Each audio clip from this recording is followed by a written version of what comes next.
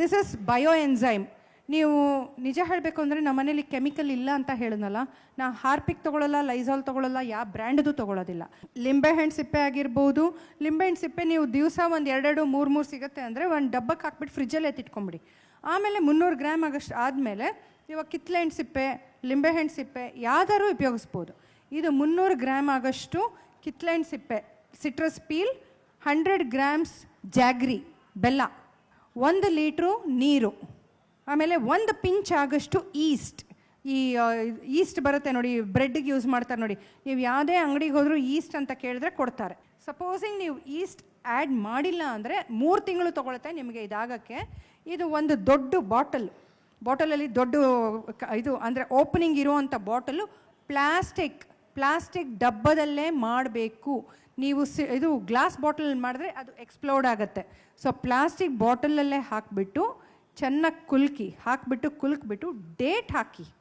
ನೀವು ಇವತ್ತು ಮಾಡಿದ್ರೆ ಇವತ್ತಿಂದು ಡೇಟ್ ಹಾಕಿ, ಈ ಪೀಲೆಲ್ಲ ಹಾಕಿ, 1 ಲೀಟ್ರ್ ನೀರು ಹಾಕಿ, 100 ಗ್ರಾಮ್ ಬೆಲ್ಲ ಹಾಕಿ, ಒಂದಿಷ್ಟು ಈಸ್ಟ್ ಹಾಕಿ, ಆಮೇಲೆ ದಿವಸ ಒಂಚೂರು ನೀವು ಏರ್ ರಿಲೀಸ್ ಮಾಡಬೇಕು. ಏರ್ ಅದು ತುಂಬಿಕೊಂಡಿರುತ್ತಲ್ಲ, ಸೊ ರಿಲೀಸ್ ಮಾಡಬೇಕು. ಅದು 3 ದಿವಸ ನೀವು ರಿಲೀಸ್ ಮಾಡಾದ್ಮೇಲೆ 3-4 ದಿವಸ ರಿಲೀಸ್ ಮಾಡಿದ್ಮೇಲೆ ನೀವು ಕ್ಲೋಸ್ ಮಾಡಿಡ್ಬೋದು. 1 ತಿಂಗಳಾದಮೇಲೆ ನಿಮಗೆ ಗೊತ್ತಾಗತ್ತೆ ಅದೆಲ್ಲ ಅಡಿ ಹೋಗಿರುತ್ತೆ. ಸೊ ಅದನ್ನು ನೀವು ಸೋಸ್ಬಿಟ್ಟು ನೀವು ಈ ಥರ ಹಿಂಗೆ ಬಾಟ್ಲಿಗೆ ಹಾಕಿಡ್ಕೋಬೋದು. ನೀವು ಮನೆ ಒರೆಸೋದಕ್ಕಾಗಿರ್ಬೋದು, ಸೊಳ್ಳೆ ಕಡಿಮೆ ಆಗುತ್ತೆ. ಆಮೇಲೆ ನಿಮ್ಮ ಟಾಯ್ಲೆಟ್ ಕ್ಲೀನಿಂಗ್ ಆಗಿರ್ಬೋದು, ಅಥವಾ ನೀವು ಪಾತ್ರೆ ತೊಳೆಯೋಕ್ಕಾಗಿರ್ಬೋದು, ಇದನ್ನೇ ನಾನು ಬಳಕೆ ಮಾಡೋದು.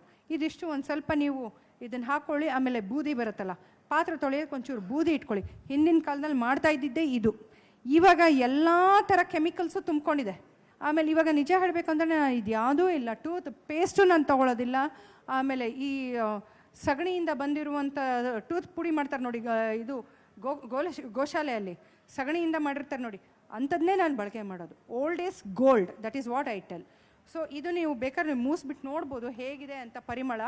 ಸೊ ಸಿಟ್ರಸ್ ಲೆಮನ್ ಸ್ಮೆಲ್ ಅಷ್ಟೇ. ಇದನ್ನು ನೀವು ಒಂಚೂರು ಮಿಕ್ಸ್ ಮಾಡಿಕೊಂಡು ನೀವು ಪಾತ್ರನೂ ತೊಳಿಬೋದು, ಟಾಯ್ಲೆಟು ಕ್ಲೀನ್ ಮಾಡ್ಬೋದು, ಯಾವ ಕ್ಲೀನ್ ಮಾಡಬೇಕೋ ನೀವು ಇದರೊಳಗೆ ಕ್ಲೀನ್ ಮಾಡ್ಕೋಬೋದು.